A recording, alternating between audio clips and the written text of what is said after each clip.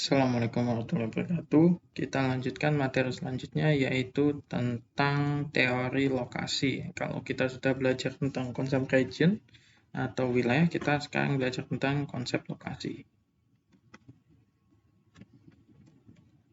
Nah, teori lokasi itu adalah suatu ilmu yang mengkhususkan analisanya pada penggunaan konsep space atau lokasi itu di dalam analisa sosial dan ekonomi. Jadi teori lokasi sering dikaitkan sebagai pondasi dan bagian yang tak terpisahkan dalam analisis ekonomi regional. Jadi teman-teman perlu paham bahwa di analisis ekonomi regional kita perlu mempertimbangkan teori lokasi ini ya. Nah, perannya apa sih? Perannya dari teori lokasi di ilmu ekonomi regional atau ilmu ekonomi wilayah ini sama kayak teori ekonomi mikro dan makronya di kalau kita belajar teori ekonomi yang kita biasa pelajari gitu ya. Jadi kalau di ekonomi regional kita harus belajar teori lokasi. Nah, kalau di ilmu ekonomi secara umum seperti halnya kita belajar teori ekonomi mikro dan makro. Nah, jadi analisa ekonomi regional ini tidak dapat dilakukan tanpa adanya analisis atau alat analisis menggunakan teori lokasi.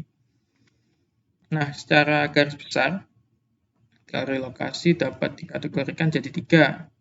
Ada tiga kelompok utama, yaitu least cost theory.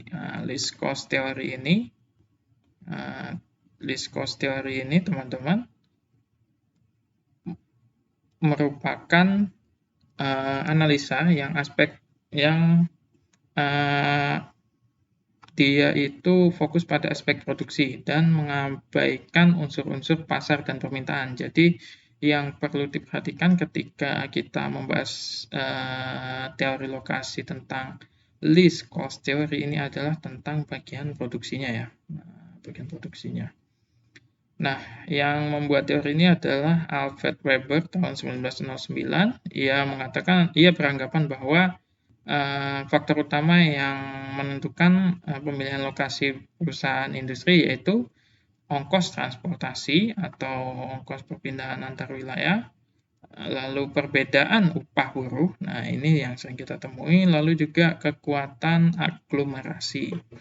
Nah, untuk yang kategori kedua, mungkin kita sering melihat kayak misalnya kenapa perusahaan memilih membuat pabrik di daerah, misalnya di daerah yang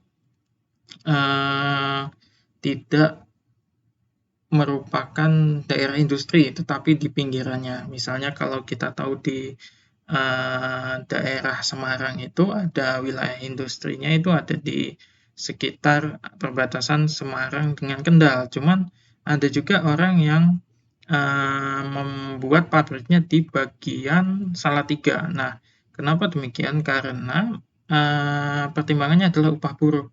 Nah, ada lagi yang perusahaan itu memilih untuk membuat pabriknya itu di daerah Temanggung, yang itu ya mungkin menambah 1 atau 2 jam dari perjalanan dari Tanjung Mas ya kalau misalnya Semarang itu ke tempat pabriknya.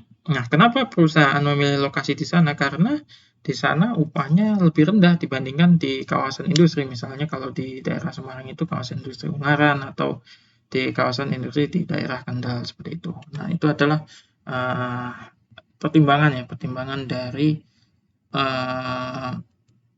konsep least cost theory. Nah, pertimbangannya adalah upah buruh. Nah, upah buruh ini kan kaitannya dengan aspek produksi dari perusahaan tersebut gitu. Nah, jadi bisa paham ya untuk teori yang pertama. Nah, yang kedua yaitu kita akan belajar market area, yang tadi sudah ya, least cost theory, lalu ada market area theory, dan setelah itu ada bin rent theory yang dipelopori oleh von Thunen. Nah, kembali ke yang pertama, analisa least cost ini didasarkan pada asumsi pokok antara lain. Yang pertama yaitu lokasi pasar dan sumber bahan baku telah tertentu. Jadi sumber bahan bakunya sudah tertentu apa gitu. Nah, sebagian bahan baku adalah localized material atau material lokal. Yang selanjutnya yaitu tidak terjadi perubahan teknologi. Nah, jadi kita bisa menggunakan teori least cost theory ini kalau asumsinya tidak terjadi perubahan teknologi. Nah, dan terakhir adalah ongkos transportasi seperti itu. Nah, jadi kalau kita artinya gimana? Artinya gini, kalau misalkan kita memilih untuk mendirikan perusahaan di daerah yang agak jauh, misalnya perusahaannya agak jauh dari tempat pengiriman barang, misalnya pelabuhan seperti itu, kenapa kita memilih tempat itu agak jauh dari pelabuhan? Misalnya karena pertimbangan yang tadi ya, pertimbangan upah. Nah, asumsinya adalah ongkos transportnya itu yang pertama dia itu tidak jauh berbeda dibandingkan dengan ketika kita membuat pabrik di daerah yang lebih dekat seperti itu. Nah, itu adalah asumsi-asumsi untuk menentukan teori dari least cost theory ini. Nah, Weber ini menyederhanakan persoalan pemilihan lokasi industri dalam bentuk foreign non-problem yang kemudian dikenal dengan nama Weberian Locational Triangle. Nah, Weber ini lalu menyimpulkan bahwa lokasi optimum dari suatu perusahaan industri umumnya terletak di mana permintaan terkonsentrasi atau kita sebut biasanya dengan pasar ya. Jadi di mana pasar itu ada, nah di sana adalah lokasi optimum untuk mendirikan perusahaan. Nah, alasan yang diberikan adalah bila suatu perusahaan industri memilih lokasi pada salah satu dari kedua tempat tersebut, maka ongkos angkut untuk bahan baku dan hasil akan dapat diminimumkan dan keuntungan aglomerasi yang ditimbulkan dari konsentrasi perusahaan pada suatu lokasi akan dapat pula dimanfaatkan semaksimal mungkin. Nah, jadi kalau perusahaan itu memilih pada suatu lokasi, maka nanti ongkosnya itu akan ongkos produksinya akan lebih ditekan ya, salah satunya seperti itu. Dalam proses produksi berat barang berkurang atau weight losing proses, lokasi optimum akan berada pada sumber bahan baku. Nah, kalau tadi pasar, kalau ini pada sumber bahan baku. Kalau proses produksinya itu berat barang kurang atau weight losing proses, yang prosesnya itu membutuhkan proses dari bahan baku yang berat seperti itu. Nah, maka lokasi optimumnya itu dekat dengan bahan baku. Nah, sebaliknya bila dalam proses produksi, bila berat barang bertambah atau weight gaining proses, nah nanti lokasi optimumnya adalah yang dekat dengan pasarnya. Nah, dekat dengan pasarnya.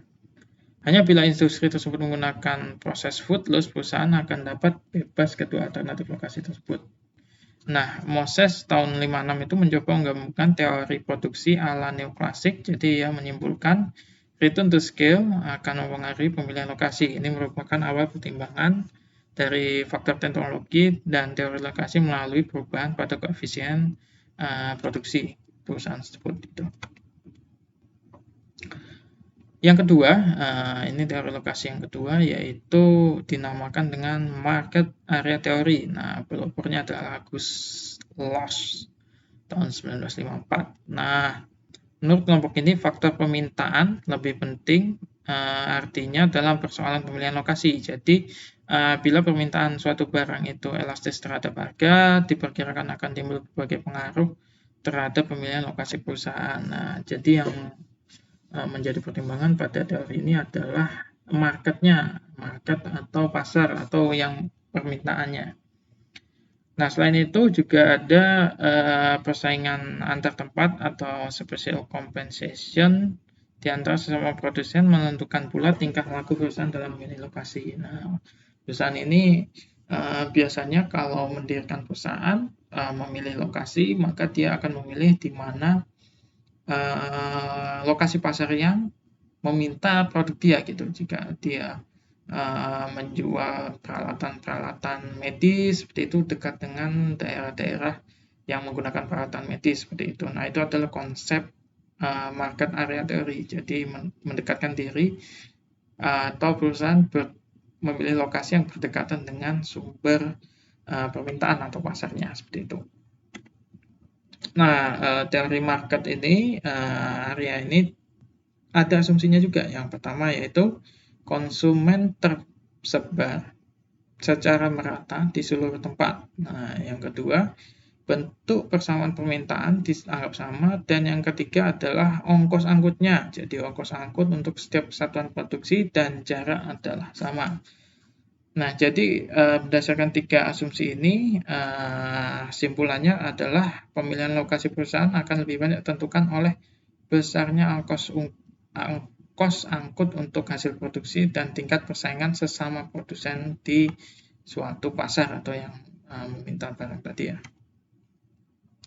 Nah, yang ketiga adalah bid trend, teori bid trend yang dipelopori oleh von Thunen. Jadi von Thunen ini mempelopori teori bid trend ini ya.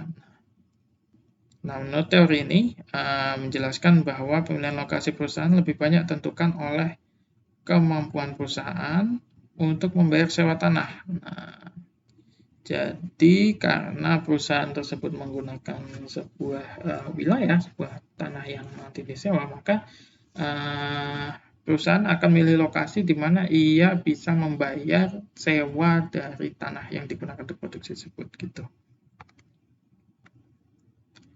Nah, asumsinya itu yang pertama adalah luas tanah yang dapat dimanfaatkan mempunyai tingkat kesuburan yang sama. Yang selanjutnya itu di tengah tanah tersebut terdapat pusat produksi konsumsi, dan yang terakhir itu kos angkut yang sama untuk setiap satuan jarak produksi. Jadi tiga itulah teori. Yang keempat yaitu harga barang produksi juga sama dan tidak terjadi perubahan teknologi, sama kayak tadi ya. Nah, itu tadi tiga teori yang digunakan dalam teori lokasi. Nah, yang selanjutnya adalah variabel penentu dalam proses penentuan lokasi produksi. Kalau tadi kita sudah belajar tentang lokasi, sekarang kita mempelajari tentang variabel penentunya itu apa. Yang pertama yaitu limpahan sumber daya. Nah, baik sumber daya alam atau sumber daya manusia yang ada di suatu wilayah, itulah yang menentukan sebuah lokasi untuk produksi sebuah industri seperti itu. Yang kedua yaitu berkaitan dengan permintaan pasar. Nah, luas pasar ini ditentukan dari jumlah penduduknya, pendapatan per kapitanya berapa, dan distribusi pendapatannya seperti apa gitu. Nah, ini bisa jadi pertimbangan untuk penentuan lokasi. Dan yang ketiga yaitu aglomerasi, yaitu proses atau upaya pengumpulan beberapa elemen ke dalam suatu tempat atau wilayah. Yang keempat adalah pertimbangannya adalah kebijaksanaan atau kebijakan pemerintah dan wira swasta. Yang pertama yaitu contohnya dorongan, yang kedua itu hambatan, dan yang ketiga adalah larangan. Nah, ini berkaitan dengan produksi yang akan digunakan oleh perusahaan gitu ya. Nah, ini sering kita kaitkan dengan kebijakan fiskal. Jadi misalkan suatu daerah itu dia melonggarkan pajak dari perusahaan seperti itu dibandingkan dengan daerah yang lain. Nah, itu bisa menjadi pilihan untuk menaruh atau meletakkan sebuah perusahaan di lokasi tersebut. Untuk kebijakan atau kebijaksanaan wira swasta yaitu adalah pusat perusahaan, lalu juga lokasi cabang. Nah, ini berkaitan dengan fungsi unit produksi, distribusi, dan juga pemasaran seperti itu.